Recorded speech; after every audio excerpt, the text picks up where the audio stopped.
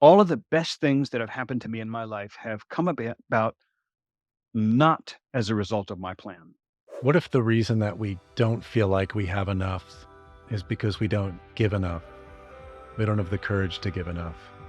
That's what today's guest is going to be talking about. Just a really counterintuitive way to find true fulfillment in your life. All right. Hey, everybody. I'm really excited to bring to you today an author who has sold more than 3 million books, multiple New York Times bestseller. Some of his books are The Go-Giver, The Red Circle, the Latte Factor. I mean, these are incredible books. I've actually read 2 out of 3 of those already. You started a high school as a teenager. I'm still like trying to process what it is to start a high school as a teenager. I barely liked going to my high school. You're an award-winning composer and a cellist. And everybody, please welcome John David Mann. He is so generous with his time today being here with us. No, thank you, Dick. It's good. It's very, very cool to be here. Yeah, it's funny. That's the thing. People always latch onto that. Like you started a high school when you were a kid. It's like it was a long time ago, But yes, that was my claim to fame, perhaps. So Amazing. Well, again, I think just from my intro, it's clear that you are quite the high achiever and you've taken a circuitous path to becoming an author with all the things you've done. And I always wonder when I hear many high achievers do this, they kind of go from thing to thing to thing. And other people might look at that as a failure of like, I started as this and I ended up yeah, as that and then I ended up as this. How did you have the confidence to keep starting over, trying something new? And what guided you through it? yeah. It's. I guess I feel like Don Quixote tilting at windmills. My life is kind of like a pinball game. Bing, bing, bing, bing, bing. And it was not. I will say it's not by design. People say, "Well, how did you get? Did you always have this burning desire to be a writer? How do you get started writing?" I don't know how I got started writing. No, I didn't have a burning desire to be a writer. In fact, I had other burning desires, and I came to writing, which is really what my career is now. It's what I really have pinned to the wall of my life today. But I came to that late in life, and 3 million books, New York Times bestsellers, all of that. That's like the second half of my life. So honestly, I have been pursuing passions since I was a kid without a lot of design in terms of where it was going. Uh, uh, I've mostly formulated my game plans after the fact. I'm not sure if that's a good idea. Those of you listening, I'm not sure you should follow me in this. Um, but yeah, I started out the high school thing. It was in a way, I guess, my first entrepreneurial act. Um, Probably my first entrepreneurial act was when I was 13. My mom was a teacher. She taught Greek mythology. She had a passion for Greek culture, and that translated to me. And she was going to take a group of school kids over to Greece and perform a play, Prometheus Bound by Aeschylus, thousands of years old, an incredible play at the theater up in Epidaurus, where it was originally premiered over 2,000 years ago or 3,000 years ago, whenever it was. And she said, I was going to be one of those kids. And she said, I need music. I want to set 8 of the choruses to music. So I'd like you to write the music. And I'm like, I'm 13 years old. I don't know how to compose music. I can't do that. And she said, I'm sure you can. And so I did. Um, and later that won awards. It won my first award when I was 13. Actually, by that time I was 15, and I won an award for that music I wrote when I was 13. And that kind of got me started on my path of doing things that looked impossible, but I didn't really know they were impossible, and I just did them anyway. School, I started when I was 17, and like you, I hated my high school. I left my high school. My parents allowed me to drop out and spearhead a group of disaffected teenagers to create our own high school. We wanted to have a school where we could learn stuff. We wanted to learn shit, man. That was our deal. We were tired of spending 8 hours of every day in this gigantic concrete box where we just like, "Wah, wah, wah," it sounded like the adults in a Peanuts special, "Wop, wop, wop, wop, wop." And they weren't teaching us anything that really fascinated us or really interested us, in these public high schools where we were locked in. So we started our own school, and we studied everything from computer science to existential literature, to knitting, to organic food, to, you name it. Wow. It was a gas. It was a blast. The school went on for 10 years. We had dozens of teachers, volunteer teachers, mostly from the ranks of our parents and others in the community. and it was a gas. It was great. So yeah, from there, I won't trace the whole path, but I went through classical music. I did that. That was my career path for a while. I got very involved in nutrition and natural health. I did that for a while. That kind of bumped me backwards into journalism because I was always the guy writing the newsletter or the article or whatever. And eventually, I spent 2 decades of my life editing other people's stuff, which turned into writing my own stuff, which turned into, where I am now. None of it by design, all of it led by whatever it was that fascinated me and I couldn't not do, at the moment. How would you advise someone who's young and driven and facing that challenge of, do I pursue the career that's going to serve me or do I follow my passion? Like, I'd be curious to know what were the blessings and the curses? Because there's always a downside to pursuing passion without any regard for a plan. You know, you said that a career path of going bing, bing, bing, bing, bing could look from the outside like failure, a string of failures. And honestly, it can feel like that on the inside as well. It felt like that to me at many times. It's like I was doing this for a while, but then this hasn't really worked out. I mean, I planned to be a soloist, a major recording, marquee cello soloist. That was my ambition. That didn't happen. It didn't happen because I abandoned it, to do something else, but I would look back after a few decades and say, "What have I really accomplished?" So it's a great I'm just saying it's a great question. Um, there is this kind of you have these two poles of sort of freedom and security, what's my fallback? Where is this headed in terms of nailing down something that's gonna support my life, and it's gonna work, and gonna be successful, versus what's got my pulse pounding, what's got my interest. Um, and I think it can be incredibly naive to say, just do what you love and the money follows. Just follow your passions and and success will find you. Because that is honestly not always true. Um, it's important to do what you love, but you do it within the context of a world. And does the world have a need or a desire for what you do that you love? If what you love is to create sculptures out of discarded cigarette butts because you find there's has a great metaphorical message in that. Well, that's super. Is anybody going to pay you for that? I don't know. Um, so it's a conundrum. I don't know how to answer.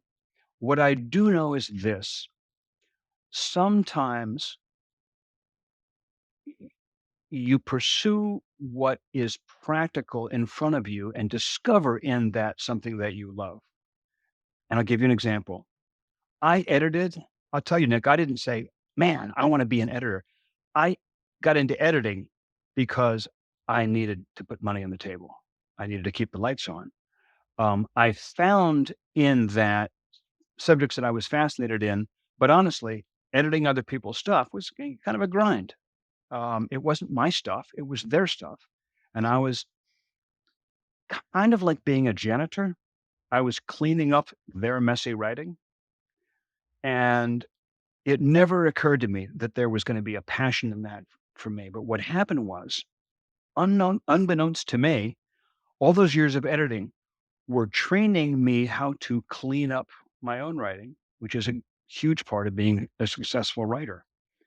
As it turns out, I discovered in that an incredible passion for excellence in the written word. It's like this so turns me on, I can't even begin to tell you. I wake up at 5 o'clock in the morning to make my writing better, to take a Right. piece of stuff that I dabbled with yesterday and look at it now and start to make it fantastic, where before it was mediocre. I didn't set out to do that. It found me. I kind of found it through the process of doing something that I needed to do. So, sometimes I think that being open to opportunity where you don't see it, being open to kind of what circumstances present you, even if it doesn't seem like the most ideal path, can hold hidden nuggets that lead to hidden chambers in which your dreams Mm. can come true. It's interesting. I heard two concepts emerge in there that I'm really inspired by. One is, are you familiar with ikigai? that Yeah, Japanese yeah. principle. Like, Yes. so I heard a Yeah, little yeah. bit of that, right? Do what you Yeah, love, do yeah. what the world needs, do what people are willing to pay you for, and also you're good at it. Yeah, yeah. The other thing I really heard is this balance between the cycling between I'm gonna passionately go out and fight for something, but I'm also gonna know when to surrender to my circumstance. Yeah, yeah, yeah, yeah, and I'll give you a great example. There was a point in my life when what I was doing, I was involved in and I had built a huge sales organization, and this is in the world of nutrition, and it was doing fabulously well. I was making millions, and it over a couple of years, it kind of crashed, began crashing. I saw it crashing. I saw the marketplace going away. I saw the whole thing shifting under my feet, and I had no idea what to do. I kind of panicked, so I decided, well, I love editing stuff. I'll be a writer. I'm gonna be a screenwriter. I fell in love with screenplays. I'm gonna be an A-list Hollywood screenwriter, and that was my deal, and I was firmly on that path. I went out to Hollywood. I did conferences. I gobbled up dozens of incredible screenplays, learning what makes them tick. This is when I get interested in something, I like to, just dive in and take everything apart and learn it. I was on my way to Hollywood to be an A-list screenwriter when Bob Berg knocked on my door and said, "Hey, I got this idea for a book. I really like you to write it with me because I can't write this kind of book." And I was like, "Ah, damn, I don't have time for this." And dude, I didn't see the concept. I don't go giver, go getter. I get the idea. I didn't see it. And honestly, Nick, I wouldn't have even looked at it twice if it wasn't for the fact that I had a friendship with Bob. And so I said, "Okay, let me do this." And so we sat down one afternoon, talked over a few ideas. That was it. In fact, I think may have been the first time we were ever physically in the same room. We'd had a relationship on email before that. Went back home, and when I had a free couple days, I doodled with some ideas. He'd made some preliminary notes, and he'd sketched some drafts of some chapters and some characters, and I kind of started riffing on that, and I wrote up a chapter, and I sent it to him, and he's like, "God, this is incredible." And I loved writing it, and so I wrote the whole book. It took us a couple weeks, maybe 6 weeks to write the book. It has sold over 1,000,000 copies. It made my career. It completely changed my life, and when it came into my life, it was an irritation in the way of what I was intending to do. And you know what? I'm still not an A-list Hollywood screenwriter. Screenplays never I haven't got a single produced screenplay. The world had a better idea. And It's you have amazing. incredible ideas. Everybody has incredible ideas, but sometimes the world has a better idea for implementing the passion and the drive that you have. It's something that some form or context that you don't have the omniscience to foresee. So yeah, you have to always be Yeah. open to what the world tells you. It's when I was thinking about some of the takeaways from your book, that I struggle so much with receiving, right? Yeah. Even as this concept of give, give, give, I don't I remember someone had to teach me at some point when someone compliments you, just say thank you. Stop Yes. playing it down or being like, no, not me. It's actually not Yeah. gracious. Yeah. And in many ways, I hear that in that story too, of knowing when to receive and say, you know what? I'm going to allow this friendship to shine on me. And it's amazing in that moment of receiving, you literally said that made your career. That's unbelievable. Yeah. Yeah. Totally. It changed my life, made my career. All of the best things that have happened to me in my life have come about not as a result of my plan, Mm, or have that's not come powerful. about as a result of my plan. The Go-Giver is one, the writing career is one, my wife is one. I didn't plan to meet her, marry her. Give you another example. I was well into my career as an author or co-author of nonfiction stuff, like The Go-Giver, the whole series of Go-Giver books. I've done a bunch of other nonfiction books, how-to books, books on areas of expertise. I call them topical nonfiction. A couple of memoirs, like you mentioned, The Red Circle. Um, my literary agent put me in touch with Brandon Webb, the Navy SEAL, former Navy SEAL sniper. And Brandon and I connected around. He needed a writer to work with him on his memoir. We wrote the memoir. My agent emailed me and said, "I know this isn't your kind of book. I know you don't do this. I know this isn't your area, but are you interested in taking a look at this?" And I read a one page that Brandon had written about the book. And I said, "Holy shit." I wrote back to her and said, "I don't want to do this. I am doing this. There's no way I'm not doing this." So this is so fascinating. This dude, he grows up, son of two two California hippies, becomes a Navy SEAL sniper instructor, in one of the first platoons to land in Afghanistan after 9/11. I'm writing the story. So I wrote Brandon's memoir with we partnered on his memoir, New York Times bestseller. Um, it cemented our relationship. He wanted to write a few more books, so we wrote a bunch more nonfiction books. And then here comes the point of the story. Brandon pitched me this idea for a novel. He said, "Would you ever be interested in writing a novel?" I don't know how many words it is. 7 words, 8 words. I don't know how if you'd be interested in writing a novel. Those words also changed my life because I knew nothing about writing novels. To me, the idea of writing a novel was like climbing, you know, Kilimanjaro when I was used to taking little hikes on hills in my neighborhood. It terrified me, and my mind said, "Absolutely not. There's no way I can do that. I don't have the skills. I don't have the training." And my mouth said, "Sure, I'd love to." And we did. And that has changed my life because I'm a novelist. We've that first novel came out, it was nominated for a Barry Award. The second novel was called Jeff Deaver called it one of the best crime novels of the year. I mean, these novels have come out to this fantastic critical acclaim, and I absolutely would never have put a single word on paper of a novel if the opportunity hadn't come along and just said, "Boom." So, Wow, what was my that's wasn't my incredible. plan, but there it is. So But I'd love to I oh, guess go ahead. the point I'll make that is that the world has wisdom. If you're listening, if you keep your ears open. Yeah. Yeah, I think that's, it's something that from the standpoint of scarcity, I think that the fundamental belief under that, at least in my case, has been that, um, the world is happening to me in those moments, not that the world is happening for me. Yeah. And that's what I mean by the receiving. It's like, even when something gets really hard in my life, going into victim instead of saying, "What's the gift here? Where's the gift?" And Yeah. if I hang on for the ride. But I'd love to transition into a big question, which is, again, as someone who's done so many things, I wonder how you relate to identity, being that many people's identity is what they do. But since Yeah. you've done so many things, what is your identity? How do you relate to that? God, that's such a great point. I know for the first, I'm gonna say 50 years of my life, right, or 40 years, certainly for decades, all my life as a young adult, I completely identified with what I do, which is a deadly trap, or was a deadly trap for me because I was constantly not achieving enough to validate myself as a human being. It's like I was always looking to the big win. There was always ahead of me. Um, I had, so every big solo cello career that I didn't have, it was like something I didn't accomplish. For every goal I fell short on, it was, it was a personal crushing blow.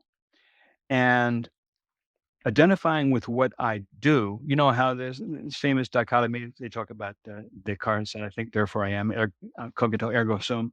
And, I mean, Eckhart Tolle says that he has it backwards, it's when I'm thinking that I'm not. Um, for me, the modern Descartes philosophy is I do, therefore I am. We are justified in our existence by the evidence of our accomplishments. Um, Social media only amplifies what's already there, and it's a burr in our saddle, a stone in our psychic shoe. It's a trap. It's a death trap. For me, for years, I was never living satisfied with the present moment because I was always on a path to accomplish some goal. I think goal setting is a treacherous thing. It's a beautiful thing, but a treacherous thing. It was somewhere in the last 10, 15 years, I suddenly woke up one day and realized that I'm in my third marriage. My first two crumbled. The third one has been like the lucky charm. Third strike hit it out of the park. I live with my best friend.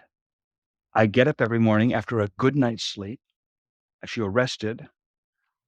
I do what I love. Some days are frustrating, some days are not in my writing world, in my career world, but I'm just gloriously happy in the day that I have with my wife, with my life, with my existence. And that's kind of a new experience for me. Um, Professionally, I identify, as we say these days, I identify as a writer. I don't identify as a cellist or as a educational entrepreneur or as a nutritional entrepreneur or as a sales director. I've done all these things. Right now, I identify as a novelist, but not really. It's just a hat that I wear. It's a thing that I love, and I think that this is tricky, because I've always been a very conscious. I've always been very conscious about legacy. I've always wanted my life to matter during my life, but I've also always wanted it to matter after I'm gone. I don't know. Mm, I can't say why, but I always really wanted my life to matter after I was gone. So legacy, this whole idea matters to me. I think it matters to a lot of people. I think it's one reason we love our kids so much. They are going to be here after we're gone, usually. Um, and so I think that my impact after I'm gone is going to happen mainly through what I write. Right? My writings will be here after I go. Go Giver's going to be here. The novels will be here after. The Red Circle will be here after I'm gone. But where I've got to is it isn't the writing that'll make a difference in someone's life when I'm not here anymore. It's going to be my experience of the joy of living, my my experience of exuberance that leaks into that writing that will leak out into people who read it. It's really what I'm experiencing right now talking to you, what I'm experiencing right now living my day, allowing that in. You talk about abundance, allowing kind of the abundance of exuberance that I think the universe is made out of, allowing that to seep into my core and leak into my writing, even if it's, writing it's a crime thriller. Um, that's what I have. That's traces of that is what I have to leave after I've, interesting. shuffled off. I mean, it sounds a lot like the answer to you're not necessarily what you do, but you're how you do it is what I hear in what Yes. you're saying. Yeah.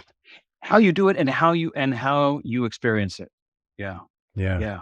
What your experience that's of it incredible. is. It's funny because I've written all these books, like the Go Giver books and The Latte Factor, another parable. Um, and these parables, by the way, a parable is a book that it's like a little story that you write to illustrate a point. So in a crappy version, a mediocre parable is kind of like a PowerPoint disguised as a story, right? Yeah, Thinly disguised as a story with human characters that are really like kind of cardboard figures. I set out to write parables that feel so real, that have characters in them that feel so real that when you turn the last page, it's really affected you emotionally. Because that's the only way people learn from a book, I think, or learn from a story. It has to touch you, it has to move you. I would So agree with that. yeah. So I've written all these parables that are very much from an abundant kind of mindset. They're about how the world is an abundant place, how it's trying to treat you well if you'll let it. It's if you learn these principles of interaction, your life becomes bigger, your life becomes richer, not at the sacrifice of somebody else, but to the betterment of other people. It's a very opposite of a zero sum game. That's kind of the message. And over here, I'm writing these crime novels with serial killers and suffering and tragedy.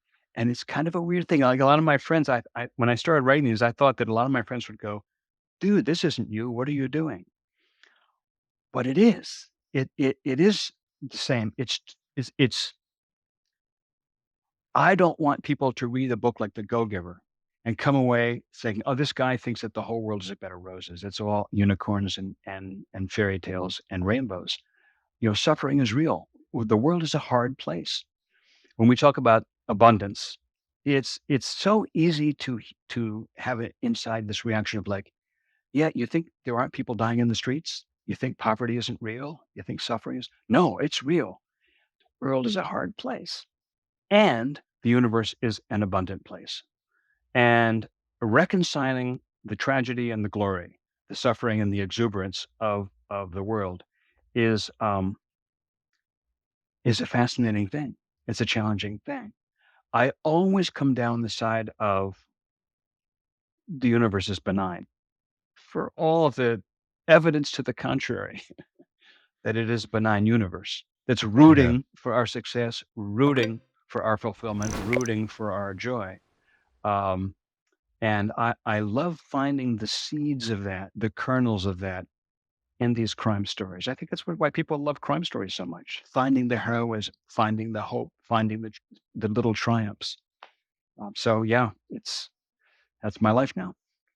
You kind of set up my next question, which is that I would identify in earlier life as a pessimist. And it wasn't until I realized that I lost in both cases, right? If I was right about things being bad, I lose. And if Yeah, things go well, I'm still a loser. So yeah, like it's just I always had the wrong perspective. So I think I've come to that side of I don't know if it was yeah, Einstein who said either everything means everything or everything means nothing. So I'm like, I might as yeah, well choose that everything means everything and it's all in service of me because to not live that way is just needless suffering. yeah. So the reason for teeing up that question is the Go Giver really affected me because it really highlighted my relationship to scarcity or the lack of abundance and why that was so hard for me to say, Hmm. like, look, my life is hard. I'm busy. Things are falling apart at times. How am I supposed to put other people first and be a giver? And then I realized everything I've written in my life, everything I've created, all the music I've written came from darkness. It came from suffering. And I would have terrible relationships so I could feel pain and then spit out inspiration. How do you relate to this idea of creating from light and creating from abundance when the world's good enough in that case? The world is already enough. How do you find the inspiration in that? Wow, that's a that's dude. That's a deep question. Hopefully we didn't break the podcast, but Yeah, I think you broke me. Um, you know, first I'll say, in early in my life, I think I was a sort of a blind optimist. Uh, I was I was a ferocious optimist, not despite the suffering in the world, but like refusing to see it. Like I was staunchly optimistic, like the dark side of life didn't exist, and suffered a handful, a series, a succession of tragedies myself and difficulties, a bankruptcy, death of a child, loss of marriages. I mean, I went through a lot of crappy stuff that try as I like, I couldn't deny was all real. I mean, I reached a point where I felt like I had gotten kind of crushed under the thumb of a not very kindly thinking universe. But now I'm an optimist, who embraces the dark side. One of my favorite crime authors, Robert Crace, who writes the Elvis Cole novels. If you look at his bio on Twitter, it says grumpy optimist, um, resentful vegan. And yeah, I guess a dark optimist. For me, abundance is trust that there's more than enough. Although finding it, getting the path to it is not always smooth and not always easy. I've never had a profound sense of scarcity in terms of money. I've always kinda had uh, eh, this abiding belief that there would be enough money, even though I've been through a lot of poverty in my life. It's never really worried me. I've always like, "There's more coming. I know there's more out there. It's always fine." It's never stressed me out that much. So I always thought that I had an abundant mindset until I realized a few decades ago that I had profound lack mentality in relation to time. I was like, "There's never enough time." And so I was fairly selfish in relation to other people in relation to time. I'm happy to help you if it involves money. If it involves taking my time, not so much. Um, and so I've had to learn. First, I had to acknowledge that. I had to understand that I'm living with a sense of scarcity of time, because time is finite. It's taken me a while to get to the place of realizing that when I am more generous with my time, I end up having more time. It sounds bizarre. It feels bizarre, but it is the case. When I am more generous with my time, I end up having more of the time that I need.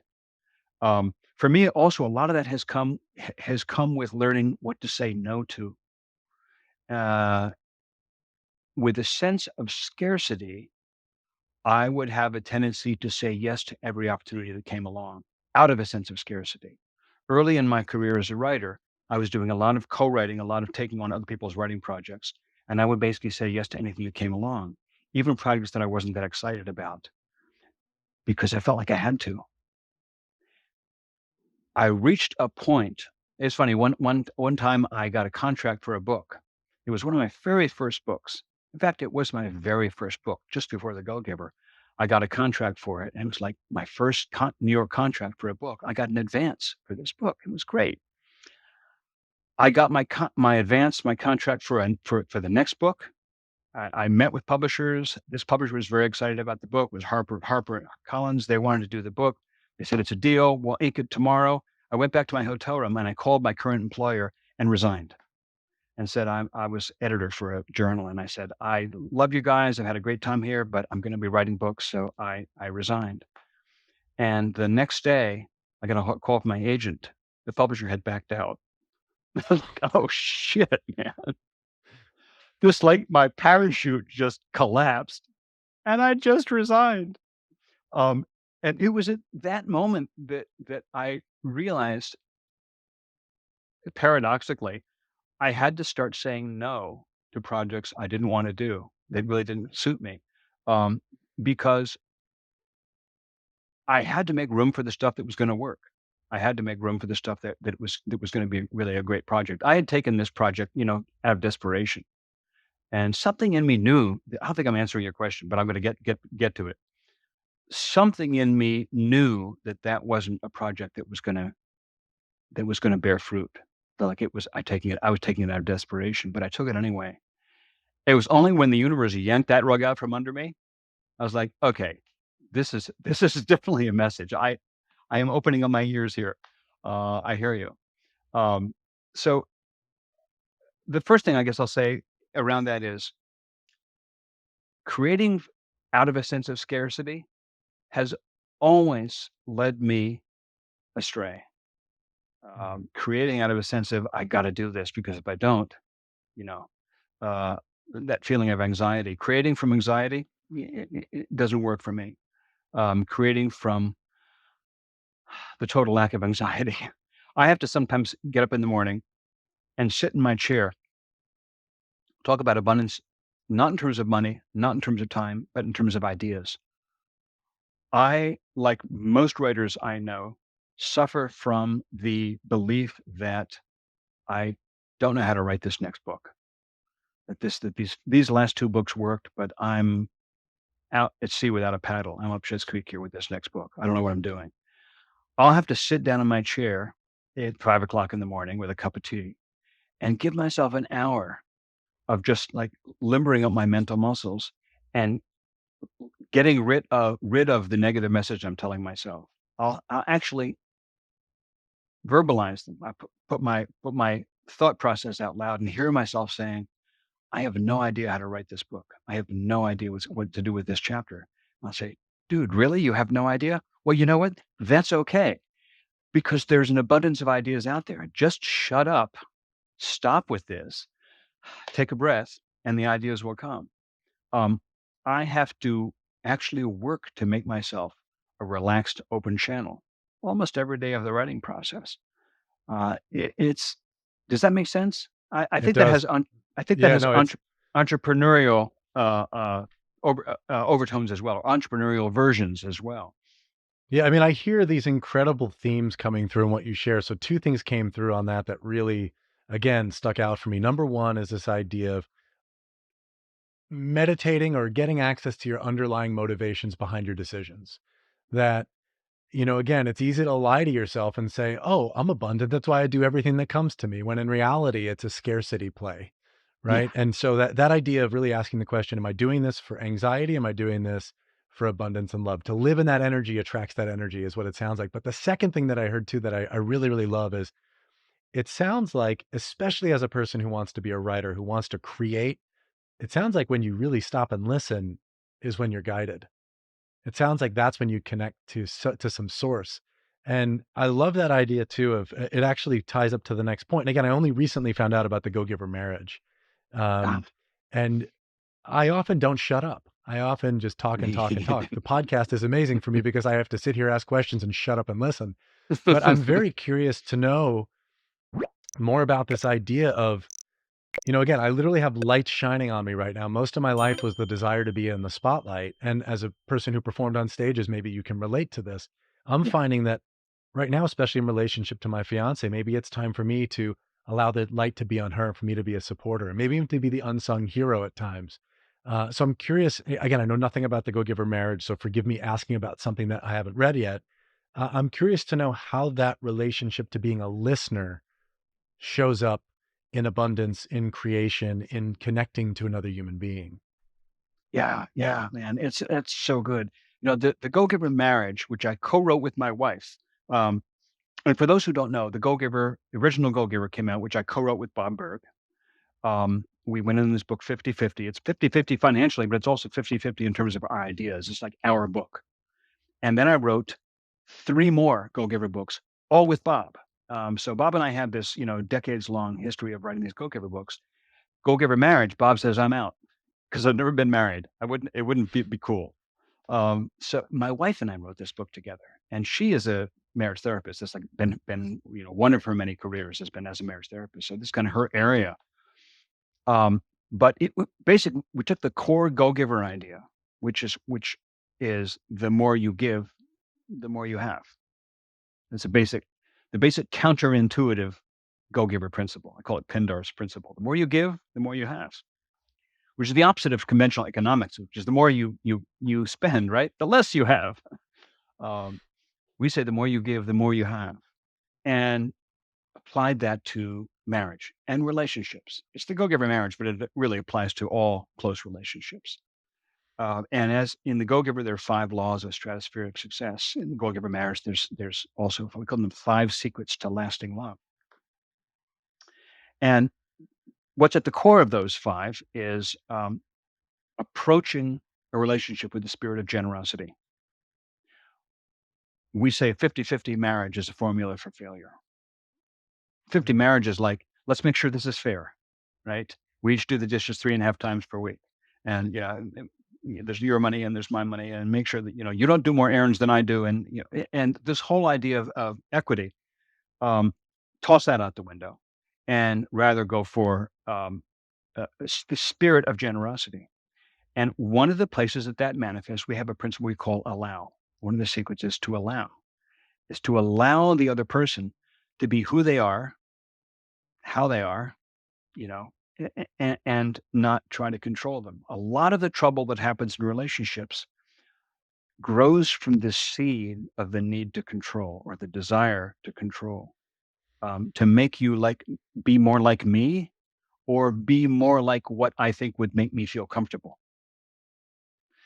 And one of the things that I've noticed with entrepreneurs that's really fascinating, I've seen this especially with guys, but I'm sure it happens both ways.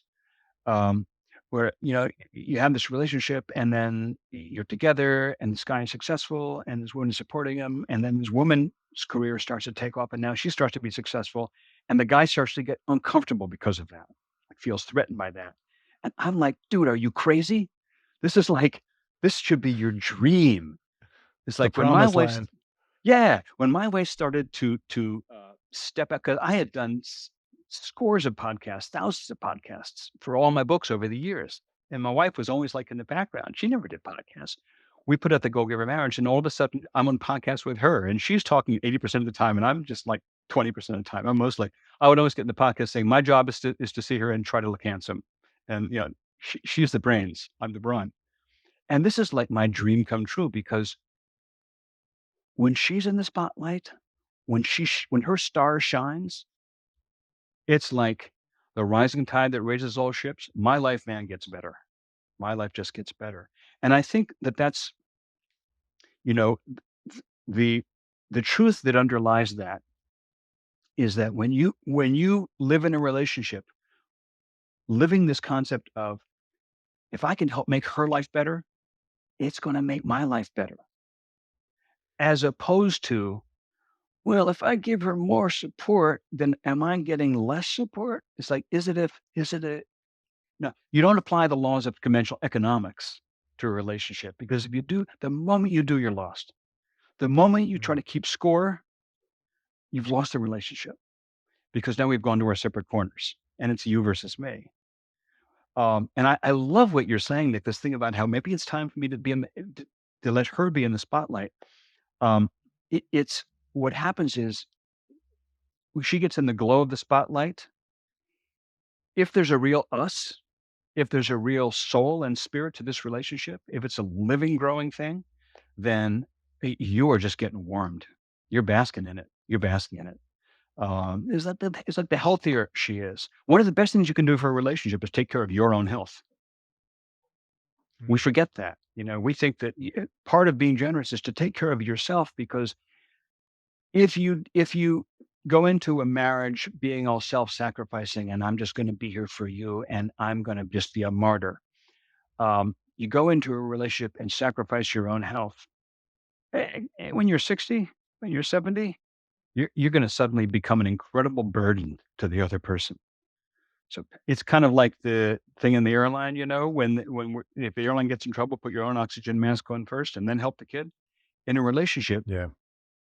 part of a healthy relationship is taking care of yourself. It's not you or me. It's not, weighing, cutting up the pie. So I think you're absolutely right. When it's time for the other person to shine, it's like, damn, this is great for the us, great for the all of us.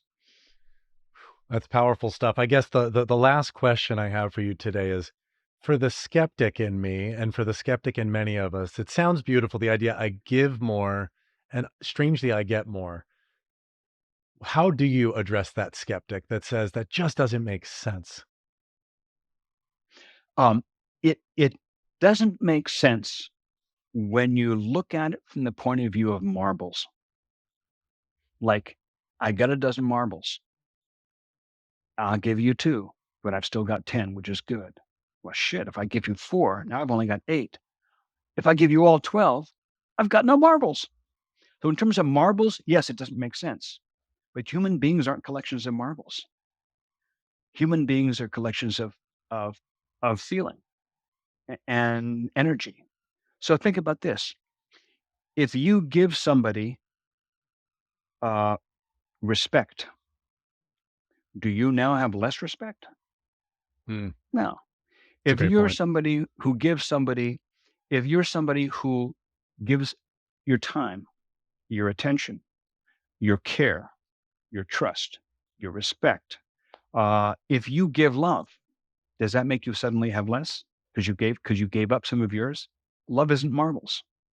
Um, in the area of human feelings and human behavior, it's really easy to see how giving more ends up making you a richer person. You get a richer reputation. People like you more. People take care of you more. People respect you more because you're that kind of person. They look up to you because you're somebody who has been a mentor to so many, who has helped so many. You look at the actors in Hollywood who, if you go inside, who people like, someone like Ben Stiller is an example. Ben Stiller is somebody who has helped lift up a ton of other people's careers. People in Hollywood love him. They don't love him because he's funny or because he's talented. It's because he's a go-giver. You find actors like that all through Hollywood. And you also find actors all through Hollywood who aren't go-givers. And people hate working with them. And guess what? Their careers tank because directors don't want to work with this asshole who's always out for himself. You can see Yeah. how this whole go-giver idea works in terms of reputation. Um, if you pursue it consistently, it works in economics, it works in career, it works in enterprise, it works everywhere. That's amazing. Well, I think kind of the closing takeaway for me is just to continually have the courage and trust that giving wins out from taking. I think Yeah, that that is why the book was so moving to me is that my skeptic was calmed by reading the book and by hearing you speak. And also, wouldn't that just be a much more beautiful experience of life to know that that's exactly how it all works? You just give, give, give, and you always have enough. You it's always have enough. amazing how many phenomenally successful people actually live with the spirit of generosity, and I don't mean giving money to charity. It's got nothing to do with money. A spirit of generosity, having a giving nature. The last point I wanna make about that is it's really, really important to understand that we're not talking about being the martyr or like giving yourself to every request that comes along, or like giving your stuff away for free, or all these kinds of sort of artificial givingnesses. It, you have to take care of yourself. You have to take care of the gift that you are yourself. Learning how to say no, learning how to have intelligent boundaries, boundaries that serve you as well as other people, is a critical part of being a go-giver. It's not being a schnook and getting Mm. yourself taken advantage of. It's the opposite of being naive. Well, that sounds like again a beautiful quest for most people in life to figure out the balance between the two, to be Yeah, giving but not giving away oneself in the process. right. So again, this was a deeply meaningful podcast for me. I've just really been moved by your work. And again, just want to make a couple suggestions for people that are listening. Go check out John David Mann, MANN.com. Uh, John just told me today he's got a book that you could download on there for free by signing up on his site. It's let me see if I got this right. How to write good, or at least gooder. Is that right? How to write good, or at least Um, gooder. Awesome. Well, again, I'm someone that loves the craft of writing, so I'm very curious to check that out. Also, I will be getting a copy of The Go-Giver Marriage to read with my fiance. You All should check that right. out as well. And I'm going to call out Brandon Webb, our mutual friend, who just an incredible guy, and he has a site with you. It's Webb, WEBB, and AND man, MANN.com. You can check that out, and they have a book, Blind Fear, coming out in July, which again I will absolutely be checking that out. I'm just so grateful for your time today. Thank you so much. I really appreciate it. All right, take care, everybody.